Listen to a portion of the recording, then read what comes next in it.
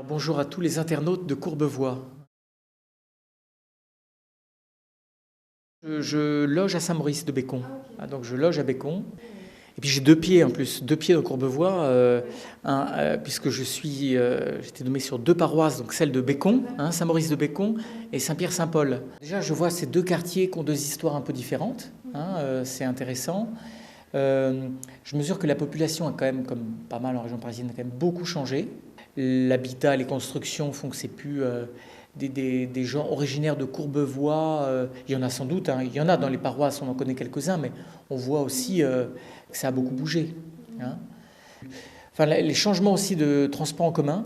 Là, on traverse le pont, on a le métro. J'ai pris mon abonnement pour les Autolib. Ce midi, j'étais à la Défense faire 2-3 courses. J'ai fait l'aller-retour à pied. C'est vrai que c'est cette espèce de monde là. Quand on est en voiture et qu'on n'est pas dans le coin, on passe par la Défense.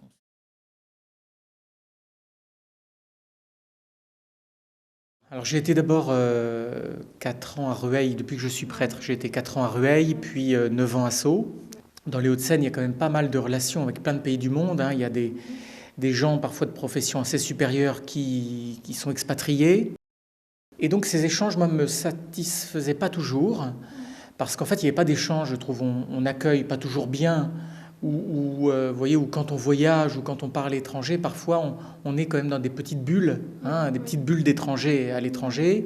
Alors, je sais que quelques coins en France avaient fait des échanges comme ça, et c'était la proposition que j'avais faite à l'évêque de Nanterre, des Hauts-de-Seine. Et donc le conseil de l'évêque, comme ça engagé le diocèse, a décidé que ce serait l'Afrique francophone. Et par une suite de coïncidences ou de providences, c'est tombé sur le Cameroun et sur l'extrême nord du Cameroun.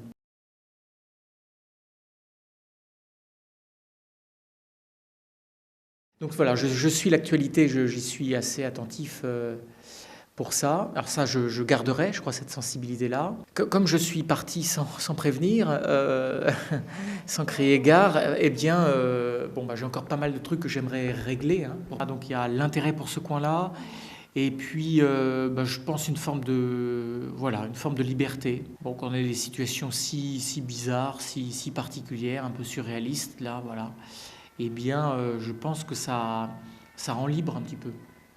Donc évidemment, c'est pas qu'on se blinde, mais c'est que